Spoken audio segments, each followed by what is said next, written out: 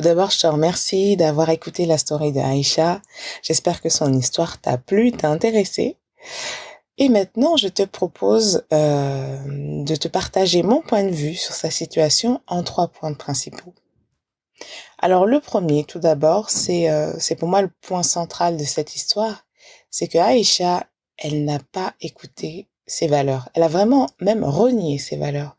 C'est-à-dire que pour pouvoir se sentir bien, pour pouvoir se sentir intégrée, incluse dans un groupe, c'est-à-dire retrouver en gros le cocon familial qu'elle avait quitté, elle a choisi d'aller contre ses propres valeurs, contre sa nature.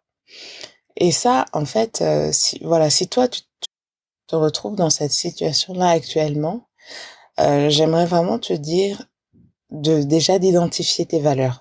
Qu'est-ce qui est important pour toi? Est-ce que tes valeurs prioritaires, ce sont, je sais pas, la famille, c'est l'amour? Est-ce que bref, à toi de voir quelles sont tes valeurs principales, tes valeurs prioritaires. C'est-à-dire qu'en gros, c'est quoi une valeur? C'est quelque chose qui est indispensable à ton bien-être. Si tu l'as pas, tu te sens super mal, tu te sens pas à l'aise, t'es pas bien. Est-ce que ça peut être tout simplement la droiture? Est-ce que ça peut être la justice? Est-ce que ça peut être la santé? À toi de voir quelles sont tes valeurs, de les identifier très clairement, de te dire que si j'ai pas ça, je me sens pas bien. Si je respecte pas ma santé, par exemple, je me sentirai pas bien. Si j'ai pas ma famille auprès de moi, je suis pas bien. Et une fois que tu as défini tes valeurs, ces choses qui te tiennent à cœur, je te recommande de les écrire et de les avoir en visuel pour t'en rappeler. Comme ça, à chaque fois que tu auras des choix à faire, des décisions à prendre, tu regarderas si tu arrives à cocher toutes tes valeurs. Et au moins, si ça coche justement toutes tes valeurs, tu sais que tu es dans une action, dans un comportement ou une décision qui te correspond. Si tu vois qu'il manque vraiment plein de valeurs ou que justement il y a aucune de tes valeurs qui sont cochées par rapport à cette décision-là, moi je te dis laisse tomber. Laisse tomber parce que tu vas en souffrir. Soit tu vas, comme Aïcha, te transformer, c'est-à-dire faire des choses qui ne te ressemblent pas et tu vas te perdre en fait. Ou soit tout simplement, tu vas t'assimiler, tu vas te transformer, tu vas te dénaturer et tôt ou tard, tu vas vivre la dépression, la déprime. Parce qu'à un moment donné, quand on va contre sa nature, à un moment donné, la nature, elle revient. Elle revient au galop et on se rend compte qu'on a créé un gros fossé entre qui on est vraiment et la personne qu'on joue. Hein. Moi, j'appelle ça les masques. On se rend compte qu'on a plein de masques en fait sur le visage et ça, c'est très très dur à vivre. Donc, reste focalisé sur tes valeurs et comme ça, tu te rendras compte que tu n'auras pas de masque ou vraiment très très peu à porter. Le deuxième point que j'aimerais aborder, c'est justement ce besoin d'être intégré. Alors effectivement, ça fait partie des besoins primaires. Hein. On a besoin d'appartenir à un groupe, d'appartenir à un clan. Ça se remarque d'autant plus à l'adolescence. Mais de base, on a tous ce désir en nous, ce besoin. C'est même pas c'est un peu les deux en fait, d'être dans un groupe. On a envie d'avoir une famille, on a envie d'avoir des amis, on a envie d'appartenir à une association, à une communauté religieuse, etc., etc. Chacun son truc. Mais on a besoin d'intégrer un groupe. Et là, pour justement répondre à ce besoin-là, on va revenir un petit peu en arrière. Il est important que le groupe dans lequel tu veux t'intégrer, comme Aïcha, elle aurait pu se poser la question, c'est est-ce que ce groupe-là correspond à mes valeurs?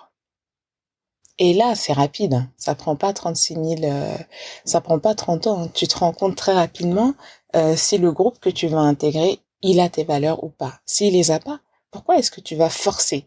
À moins que derrière, tu aies une idée de développer quelque chose, de développer un nouveau caractère chez toi ou apprendre. Là, c'est encore autre chose. Mais si c'est vraiment t'intégrer pour pouvoir te créer un noyau dur, comme elle le dit, eh ben, revois tes valeurs.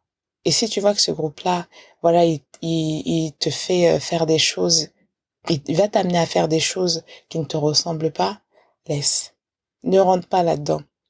Franchement, je dirais que dans la vie, les choix en général, ils sont simples. Ils sont simples quand on se connaît. Mais quand on se connaît pas, on se laisse trop emporter par la marée, on se laisse trop emporter par le vent. Ah là, je pense que je vois de la lumière, je crois que c'est bien pour moi, ben j'y vais. Mais non, pose-toi déjà les questions. Et ça, c'est très important. Donc d'accord, on renie pas le besoin qui est d'être intégré, d'appartenir à un groupe, mais bien choisir le groupe dans lequel on veut être, parce que ça peut avoir un impact dramatique, un impact fort sur notre vie personnelle, notre vie professionnelle et également notre vie spirituelle. Et le dernier point, donc le troisième, c'est la dernière scène de la story de Aïcha, qui se retrouve devant son miroir et qui pleure et qui est sur le point de prendre une décision. Et moi, j'ose espérer que Aïcha, elle va prendre la décision de devenir cette Brand New Ladies. Vous savez, moi, j'aime les Brand New Ladies et ça a été mon parcours. Donc, forcément, c'est ce que je souhaite à chacune d'entre vous. Mais, pour moi, Aïcha, c'est pas parce qu'elle a justement, elle est tombée très, très bas, par rapport à ses valeurs, par rapport à ce qu'elle pouvait accepter, tolérer dans sa vie. C'est pas pour autant que aujourd'hui, là, devant son miroir, elle peut pas se décider et faire le chemin inverse, faire ou prendre une autre voie, donner une nouvelle trajectoire à sa vie. Je veux dire par là que tout le monde fait des mauvais choix dans sa vie. Des fois, on se trompe, des fois, on fait des erreurs.